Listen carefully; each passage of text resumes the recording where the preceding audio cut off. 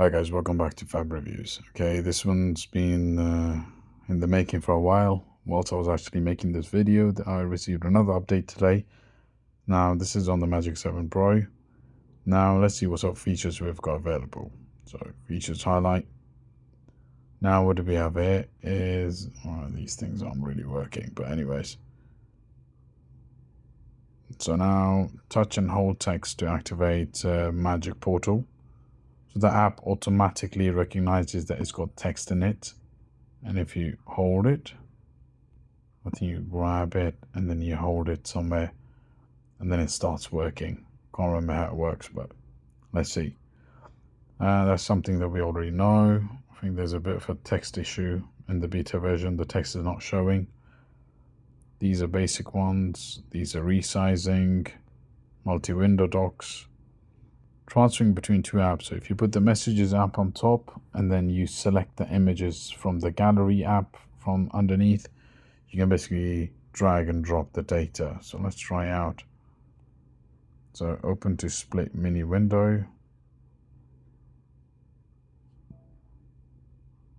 Let's see. Enter the mini window mode. We already know this one. So if you drag from the bottom up all the way in the corner, this thing would actually go in the corner. Or you could go here, which will split the app into two. This one will actually store it. And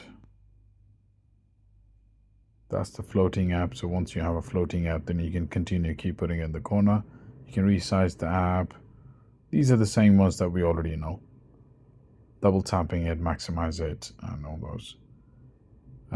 Floating style, so it should be concise. So it should have the icons, the minimize icon, the X icon, or you could just have the little holding bit on top.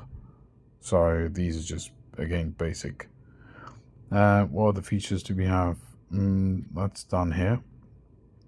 AI photo creation.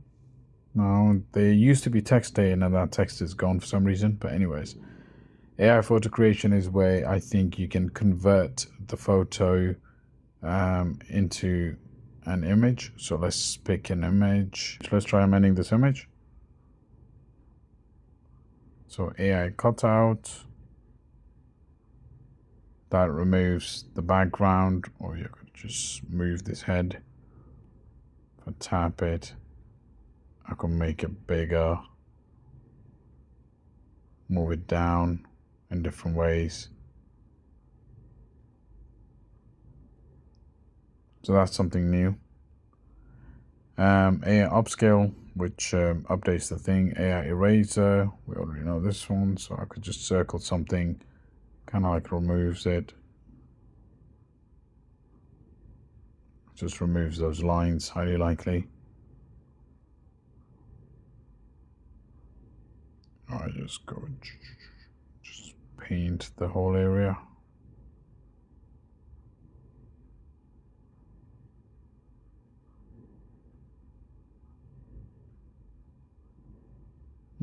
There. Okay, not bad. Oh, sorry. AI Eraser also has passerbys and remove reflections. So I don't know if it's going to remove any reflections. It's not going to find any reflections because it's a dark image. Yeah, I kind of like dimmed the shadows, as you can see. That light around. Kind of like dimmed that. And AI outpainting kind of like grows the image further. So if I want this image to grow further, that would go. Again, these are features we're already aware of. Anything else that I can see? The image to video bit hasn't come through for some reason. I don't know why. But anyways, that's something we're going to look into at a later stage. Cool. What else do we have? Again, the editing app, which is a bit like CapCut, but with some limitations. Doesn't have all the extra tools. And that's about it. AI privacy, emergency call, so you can select certain contacts, which are your emergency contacts, so you can add your emergency contact in it. I don't have SIM card in this phone, so I can show you those. That's a good feature though, it comes in handy. So whenever there's an emergency in this one, so whenever there's an emergency, the emergency contact will automatically be informed that this person is an emergency. Other features do we have is AI-driven efficiency, just to show that, yeah, it's got better features and everything. This one is, I believe, text, reading the text or previewing the text, autocorrection, extracting the text. This is in the Notes app.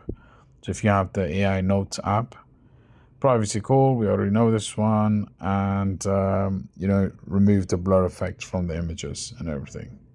Seamless AI connection. Now this is a big one that they are promoting, so you can connect to Apple phones nearby. You can even now tap through the thing to transfer data. You need to make sure that the Honor Connect app is actually installed within the software. Yeah, this one's fine. And yeah, you can connect the devices with other apps as well. If you've got an Honor Connect app on Windows, then you can transfer the data within the phone, from the phone onto the screen pretty much instantly. Connected call as well is a feature, again through Honor Connect. Once you actually connect it, then you'll be able to actually answer the call on your tab, as long as you've got an Honor tab or Honor PC. And allow nearby devices to receive notifications. It's a bit like Windows Phone Link app. If you guys use it, it kind of mimics the phone on your screen. Connected input, yeah, that's again where you can actually use the mouse and then turn this as an extended display. Again, you'll need the Honor Connect app for this one. And that's the magic ring that kind of like shows you how many number of devices are connected and applicable. And continue using apps with nearby. So basically, if there's an app that you can use, then what you could do is you could use this as a remote, or you could control certain parts of the app with this. So yeah, different features, I guess. And personalization. Okay, this is something that we've already seen. It now actually allows you to transcribe your audio files. These are the cards as normal. It's like that nighttime effect. So, the blue light is there to protect your eyes. Oh, just switching on brightness, and that's about it. These are some of the features that are actually recently launched. There are more features such as smart sensing. I'll show you those as well. Here we go. Here we go. So we have AI suggests AI memories is also enabled. Now, if you do 3 fingers across, it actually remembers. They've changed AI to AI memories, but it's actually the storage, the private storage option that you have on the MagicOS 9. It allows you to store certain aspects of your thing in a private folder, or they used to call it the favorites folder, but now they've actually changed the name to AI memories. So it applies to everything. So if you wanna quickly store something, you just press the three finger swipe down, and it automatically stores those things. Storage display settings. Yeah, there we go. Favorites. So you can go into gallery, and then there will be a folder called favorites where you can actually store all your devices. Once it's in the favorites, it will work throughout the MagicOS operating system. Magic Portal, it's got some new features such as automatically recognizing image and text. It used to recognize text, now it can recognize images as well. And what else do we have? Custom services, so you can add whatever apps that you want. And try Magic Portal. We already know what Magic Portal is. Magic Sidebar is the sidebar thing, this thing, which we can use. They've now made it like a 2-bar thing, as you can see. So hopefully they're going to add more apps to it. First it used to be just one big bar. I think it makes it easier. So what if I do it on top? Yeah, it just comes up within the center. Swipe inwards, how to launch it. It's just got different options. There's also this option where if I apply, it comes up like there. so I don't need to do anything. But that would mean I can't use it on that side. It will always work on this side only. But I think this would allow me to move it up and down. No, you can't move it. So it just stays there. You just go like that. This one's something that Samsung does as well. But I like it when I have to hold it. That's easier for me. So we go back here. Play. Because I can do it whichever side. I can do it on this side. And I can do it on that side. AI subtitles, we already know this one, so whatever you're watching, you can turn on AI subtitles and actually start displaying the subtitles. You can do the transparency mode, you can set the font size, you can set the availability. You can even add this thing to your desktop as an app. So I believe we're aware of this. We've done this one, AI translate. Again, it will translate whatever you're doing, or like an interpreter. This is something that they launched with the foldable phones, so it allows people to actually see the translated bit on the back screen, whilst the front screen actually shows you what the other person is actually saying. So it shows the other person in their language, and it shows you in your language. This is a new one that they added, call translation. So if I turn it on, I have to specify what kind of call translation it will take place. So it doesn't automatically understand what translation it will take place. So for example, I have to set this up. I mean, it's not like advanced level where it can automatically recognize what the other person is speaking. So I have to specify what the other person will be talking, and these are some of the language that it will cover. So if you always call someone who speaks Chinese or any other language, and if you select that language and you're on the phone, you will hear the voice, the female voice or the male voice, whatever you want, and then it will basically translate the call. So imagine calling like customer services or something in a foreign country. Like a few days ago, I was calling some customer services in Spain, and I didn't even know it was like, something in Spanish, and it's like uno, and then dos, and then tres, and I was like, I don't even know which option to press.